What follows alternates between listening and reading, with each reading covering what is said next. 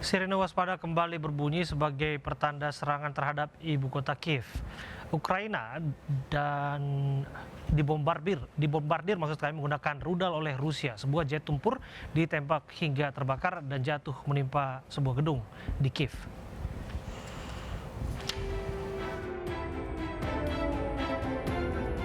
Sirine waspada serangan udara di ibu kota Kiev, Ukraina kembali berbunyi pada pagi hari tadi, waktu setempat. Pihak berwenang memerintahkan warga pergi ke tempat perlindungan terdekat. Rusia kembali membombardir ibu kota Kiev dengan rudal, membuat situasi semakin mencekam.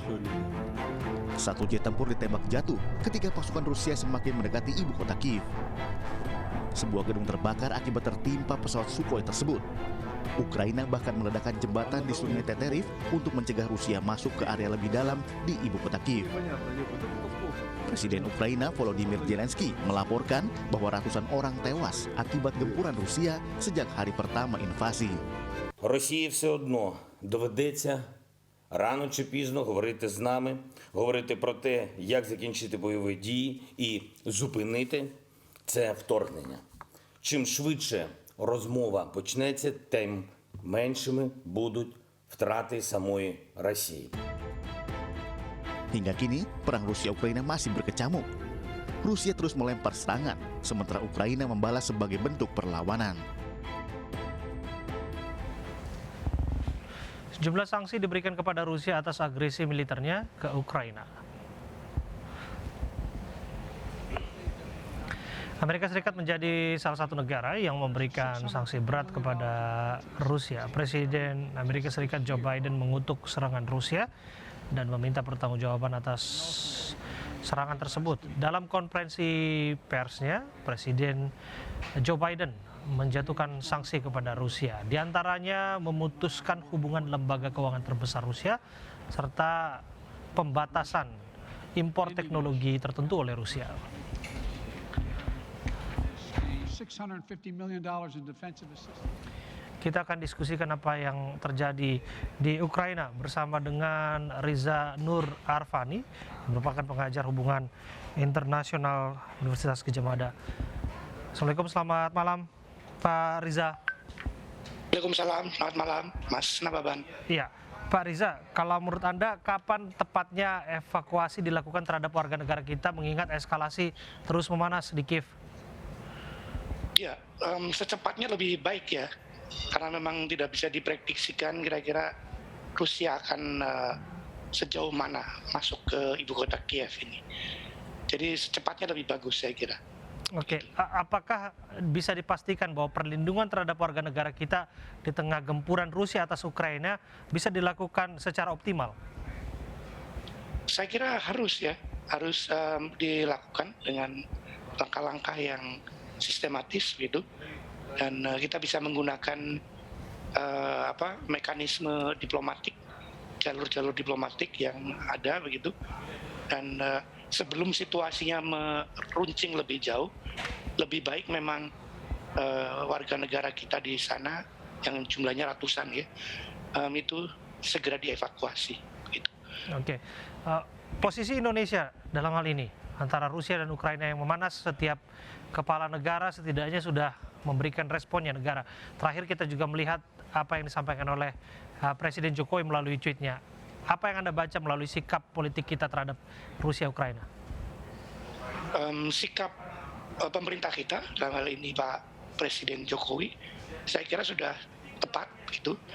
Tetapi memang memerlukan langkah-langkah yang lebih intens untuk melobi, untuk melakukan upaya yang lebih keras kepada Rusia dan Ukraina supaya mereka bisa maju ke meja perundingan.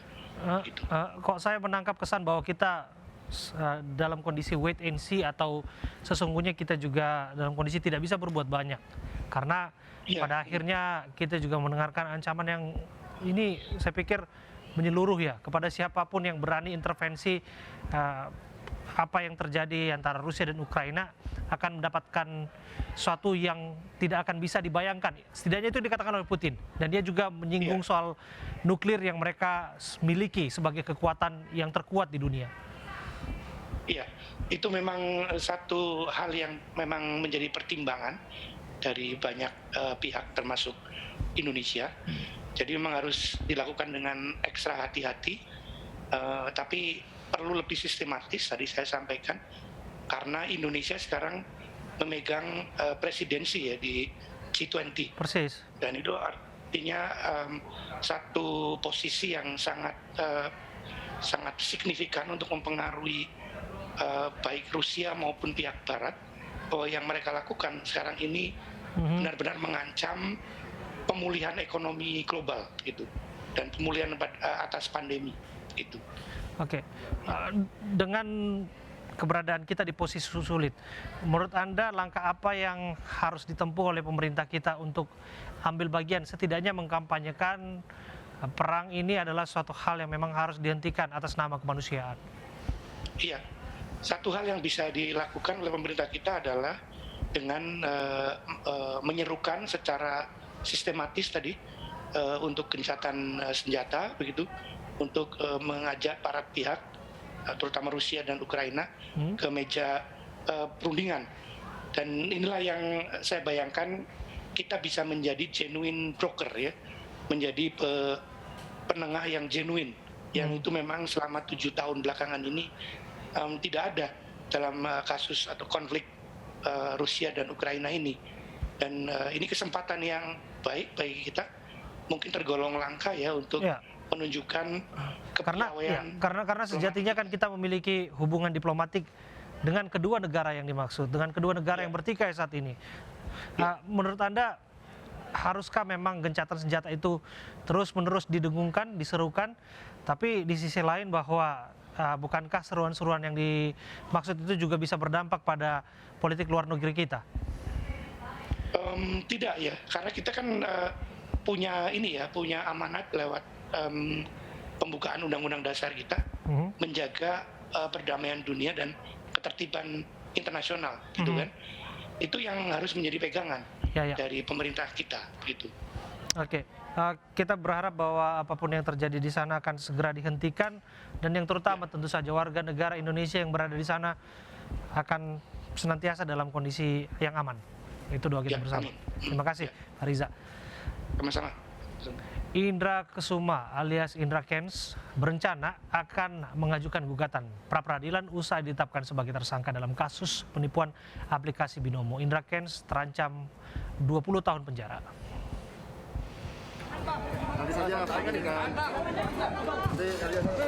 Polisi menetapkan Crazy Rich Medan Indra Kents sebagai tersangka dengan barang bukti sejumlah uang dalam bentuk transfer dan akun YouTube.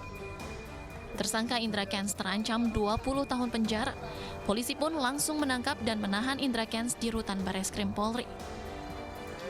Sementara kuasa hukum pegiat media sosial Indra Kents akan mengajukan gugatan pra-peradilan usai kliennya ditetapkan tersangka oleh Bareskrim Polri atas kasus penipuan aplikasi Binimo. Selain itu, aset tersangka juga akan disita polisi. Setelah ditetapkan sebagai tersangka, penyidik melakukan penangkapan dan akan segera melakukan penahanan. Sebelumnya, Indra Kents dilaporkan oleh para korban ke polisi karena merasa tertipu dengan trading online binary option platform Binomo. Selain itu, Indra Kents pun sempat mangkir dari panggilan polisi karena mengaku berobat ke Turki.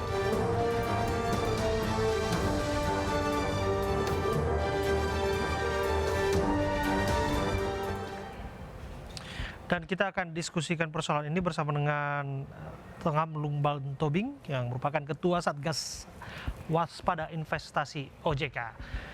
Selamat malam Pak Tongam. Selamat malam Pak. Ya, apa kabar? Sehat ya Pak ya? Kabar baik Pak, sehat Pak. Iya, Pak Tongam, saya langsung ke pertanyaan setelah ditetapkan sebagai tersangka untuk Indra Kents-nya. Artinya seperti apa OJK menyikapi kasus ini aja dulu deh. Iya, pertama-tama saya sampaikan bukan OJK tentunya, tapi Satgas Waspada Investasi Pak ya. Di sana ada 12 kementerian lembaga. Jadi kasus Indra Kents dan juga afiliator lainnya yang mempromosikan binary option dan pialang ilegal dari luar negeri ini tentu menjadi perhatian kita. Karena apa? Karena diduga merupakan kegiatan-kegiatan ilegal dan merugikan masyarakat. Nah, kegiatan-kegiatan binomo ini sebenarnya sudah kita hentikan sejak 2019 dan kami blokir, kami umumkan ke masyarakat. Namun demikian masih muncul di berbagai media sosial dan termasuk juga ada beberapa afiliator yang masuk ke sana. Oleh karena itu dengan proses hukum pada Indra Kents ini menjadi perhatian tentunya kepada para pelaku lainnya agar segera menghentikan kegiatan ini, menghentikan kegiatan promosi dan pelatihan-pelatihan perdagangan berkaitan dengan binari dan binomo, dan juga menghapus semua konten yang ada di media sosial masing-masing, sehingga kegiatan-kegiatan ini bisa hilang dari Indonesia tentunya. Ya, kalau kita menangkap dari apa yang disampaikan oleh Barreskrim ya, sesungguhnya yang bersangkutan dikenakan pasal hoax termasuk penipuan, dan perannya melalui kuasa hukumnya disebutkan hanya sebatas afiliator. Kasarnya kita melihat tidak hanya Indra Kents saja sebetulnya yang mengendorse dalam tanda kutip ya binomo ini. Banyak sebetulnya, Pak Tongam, Anda juga kalau berselancar di berbagai konten YouTube tuh banyak sekali sebetulnya. Nah, untuk orang-orang yang beberapa kali mengendorse ini akan seperti apa nasibnya? Iya, kami sudah memanggil 5 orang afiliator ya, salah satunya Indra Kents dan ada 4 orang lainnya, dan mereka sependapat bahwa kegiatan-kegiatan mereka itu adalah kegiatan ilegal karena memfasilitasi atau mempromosikan kegiatan pialang berjangka atau binary option yang memang diduga seperti perjudian. Mereka menyadari dan mereka memang akan menghentikan semua kegiatan itu dan menghapus semua kontennya. Dan kami melihat memang ya kegiatan-kegiatan ini memang ada pelanggaran hukum di sana, di mana mereka ini yang pertama mereka melakukan afiliasi atau memasarkan kegiatan-kegiatan ilegal, broker ilegal. Seperti binomo kan ilegal, itu pertama. Yang kedua, mereka memang melakukan janji-janji dengan keuntungan tidak wajar, dengan berita bohong tentunya.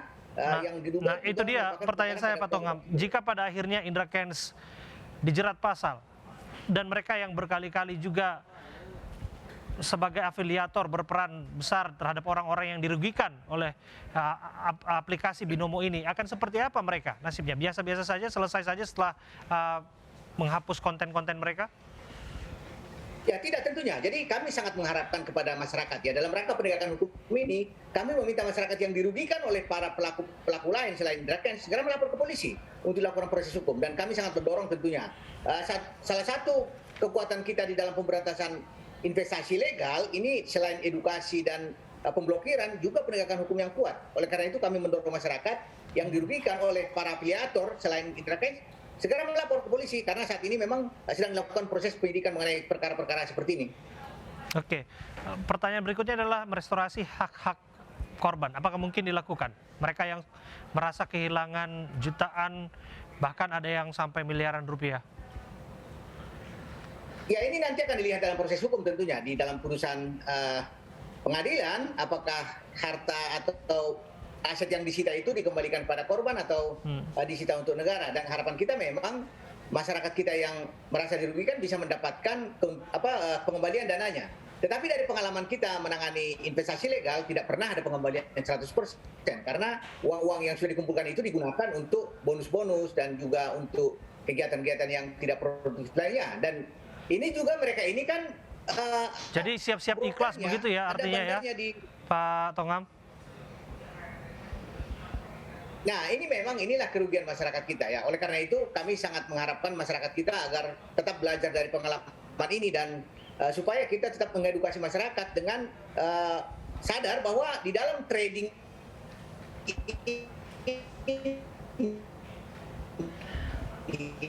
Pak Tongam. Di dalam trading ini masyarakat enggak berisiko, bisa untung, dan ya. Iya, tadi terputus-putus. Ya, kami kembali menyimak, silakan dilanjutkan Pak mengenai masyarakat tadi yang menjadi korban. Iya, masyarakat yang menjadi korban ini menjadi pengalaman berharga bagi kita tentunya, di mana masyarakat kita dalam hal ini kita lindungi dari para pelaku yang merugikan masyarakat ini. Namun demikian memang nanti kita lihat proses hukumnya, apakah harta atau aset yang disita itu bisa mengembalikan kerugian-kerugian kita. Ini kaitannya dengan regulator ya. Banyak juga yang berpikiran seharusnya bisa cepat mengantisipasinya agar tidak banyak korban yang merasa dirugikan. Lagi-lagi pasti akan ada pertanyaan itu. Bagaimana regulator, pemerintah menjawab ini soal regulasi yang dalam tanda kutip yang harusnya diketatkan sedemikian rupa untuk memastikan tidak ada korban yang berjatuhan seperti ini.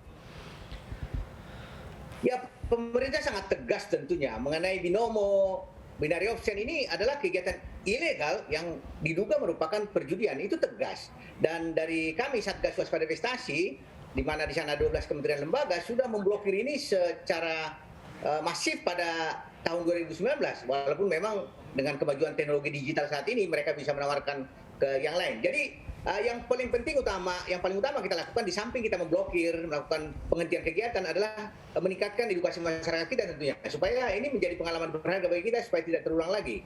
Edukasi ke masyarakat bahwa dalam perdagangan itu tidak ada suatu keuntungan yang pasti. Ada kerugian, ada keuntungan pada suatu saatnya. Jadi ini yang perlu kita didik ke masyarakat kita dan masyarakat kita supaya terlepas dari penawaran-penawaran seperti ini. Baik. Terima kasih Pak Tongam Lumban Tobing, Ketua Satgas Waspada Investasi. Seorang PNS guru SD di Kabupaten Mojokerto, Jawa Timur, kedapatan membuat laporan palsu menjadi korban perampokan. Informasi yang satu lagi untuk Anda.